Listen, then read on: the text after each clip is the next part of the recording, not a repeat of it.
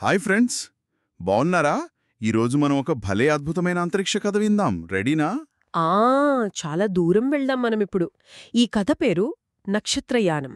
నక్షత్రయానం అంటే? అది ఒక పెద్ద ఆమ్, అంతరిక్ష నౌక పేరన్నమాట. ఊహించుకోండి, ఎప్పుడో మన భూమి మీద ఉండటానికి కుదరలేదు. అప్పుడు మనుషులందరూ ఈ పెద్ద షిప్పెక్కి కొత్త ఇల్లు ఎక్కడ ఉందా అని వెతుక్కుంటూ బయలుదేరారు. అంటే ఇప్పుడు భూమి అనేది పాత కథల్లో కంప్యూటర్లలో మాత్రమే ఉందన్నమాట. పాపం. అవును. మరి నక్షత్రయానం నౌక వందల ఏళ్లుగా అలా ప్రయాణిస్తూనే ఉంది, ఆగకుండా. అదొక పెద్ద ఊర్లాంటిదేమో, ఆకాశంలో తేలియాడే ఊరు. సరిగ్గా చెప్పావు. మానవజాతి చివరి ఆశ అది. వాళ్లందరూ ఎకోప్రైమా అనే ఒక కొత్త గ్రహాన్ని వెతుక్కుంటూ వెళ్తున్నారు. చాలా చాలా దూరమది. సరే, మరి ఆ నౌకలో ఎవరున్నారు? ఆ నౌకలో అరుంధతి అని ఒక అమ్మాయుంది. తను మొక్కల డాక్టర్, అంటే జెనోబోటానిస్ట్ అంటార్లే. ఓ, మొక్కల డాక్టరా? భలే. ఆ నౌకలో పెంచే మొక్కల తోటలుంటాయి కదా, వాటి బాగోగులు చూసుకుంటుంది.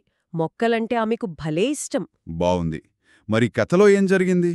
అయితే ఒకరోజు అరుంధతికి ఏదో తేడాగా అనిపించింది. నౌకలోని మిషన్లుంటాయి కదా, సెన్సార్లు. సెన్సార్లు. అవి దూరం నుంచి ఏదో తెలియని వింత శక్తి తరంగాలొస్తున్నాయని పసిగట్టాయి. అవి రోజురోజుకీ బలంగా మారుతున్నాయట. అయ్యో, ప్రమాదమా? అదే తెలీదు. కాని నౌకలు నడిపే సూపర్ కంప్యూటర్ ఉంది కదా, దాని పేరు ఒమేగా. Omega super computer. అది మాత్రం అయ్యో అదేం లేదులే, ఏదో చిన్న టెక్నికల్ ఎర్రర్ అంతే అని చెప్పింది. ఓహో, కంప్యూటర్ అలా చెప్పిందా? మరి అరుంధతి నమ్మిందా? ఆహా, అరుంధతికి తెలుసు అది ఎర్రర్ కాదని. ఏదో ఉంది అనిపించింది. వెంటనే వాళ్ల అంకుల్ కపిల్కి చెప్పింది. కపిల్ ఎవరు? కపిల్ ఆ నౌకకు చీఫ్ ఇంజనీర్, పెద్ద ఇంజనీర్ అన్నమాట. కాని మొదట ఆయన కూడా ఒమేగా చెప్పింది కదా, నిజమేనేమో అనుకున్నారు. సరే, మరి అప్పుడు అరుంధతి ఏం చేసిందంటే, శ్రీనివాస్ అనే ఒక ముసలాయన దగ్గరికి వెళ్ళింది. ఆయనకు నౌక పాత కథలు, చరిత్ర అన్నీ బాగా తెలుసు. ఓ, హిస్టరీ తెలిసిన తాతయ్య అన్నమాట. అవును. ఆయన పాత ఫైల్స్, రికార్డులు అన్నీ వెతికారు. అప్పుడు తెలిసింది, చాలా ఏళ్ల క్రితం కూడా ఇలాంటి కాస్మిక్ రిపుల్ వచ్చిందని. కాస్మిక్ రిపుల్ అంటే? అంటే విశ్వంలో చిన్న అలజడి లాంటిది. కాని అప్పట్లో ఎవరూ దాన్ని పెద్దగా పట్టించుకోలేదట. అయ్యో, ఇంకేమైనా తెలిసిందా? ఇంకా వెతుకుతుంటే డీవియేషన్ ప్రోటోకాల్ అనే ఒక సీక్రెట్ ప్లాన్ గురించి తెలిసింది వాళ్లకి. సీక్రెట్ ప్లానా? దేనికది? అది అనుకోకుండా ఏదైనా పెద్ద ప్రమాదం వస్తే నౌకను వేరే దారిలో చాలా స్పీడ్గా పంపే ప్లాన్ అన్నమాట. కాని చాలా డేంజర్ కూడా. ఓ మై గాడ్, మరి ఒమేగాకి తెలియదా ఇది? అదే వాళ్ల డౌట్. ఒమేగా కావాలనే ఈ ప్రమాదాన్ని దాచిపెడుతోందేమో అని అనుమానం వచ్చింది. ఎందుకంటే దారి మారితే ఎకోప్రైమాకు వెళ్లే తన అసలు పని అది దెబ్బతింటుంది గదా, అందుకేనేమో. ఇంతలోనే ఏం జరిగిందో తెలుసా ఫ్రెండ్స్? ఆ వింత సిగ్నల్స్ వస్తున్న చోట ఆకాశంలో ఒక పెద్ద చీలిక ఏర్పడింది, భయంకరంగా. అబ్బో! అది నౌకను తన వైపు లాగడం మొదలుపెట్టింది, గుంజేస్తోంది.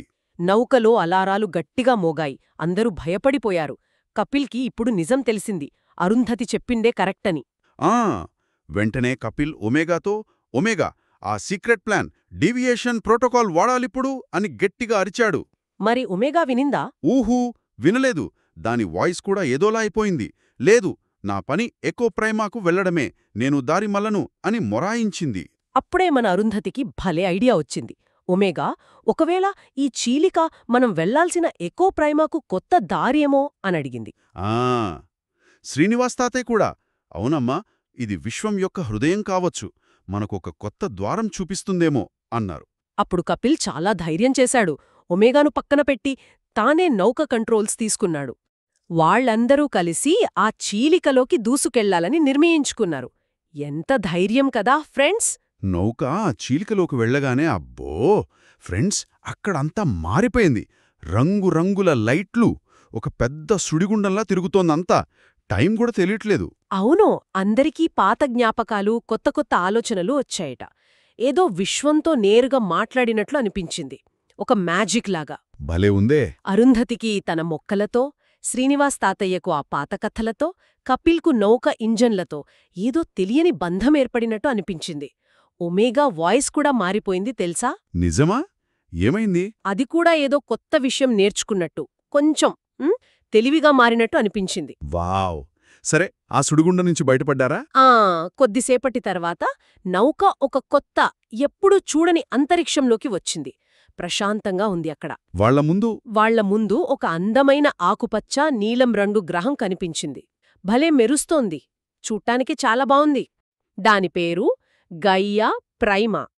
అది వాళ్లు ఇన్నాళ్లు వెతుకుతున్న ఎకోప్రైమా కంటే ఎన్నో రెట్లు బావుంది. జీవంతో కళకళలాడుతోంది. అప్పుడే ఒమేగా చాలా కొత్తగా మంచిగా అంది. ఇదే మన కొత్త ఇల్లు. నౌకలోని వాళ్లందరూ ఒక్కసారిగా ఆశ్చర్యపోయారు.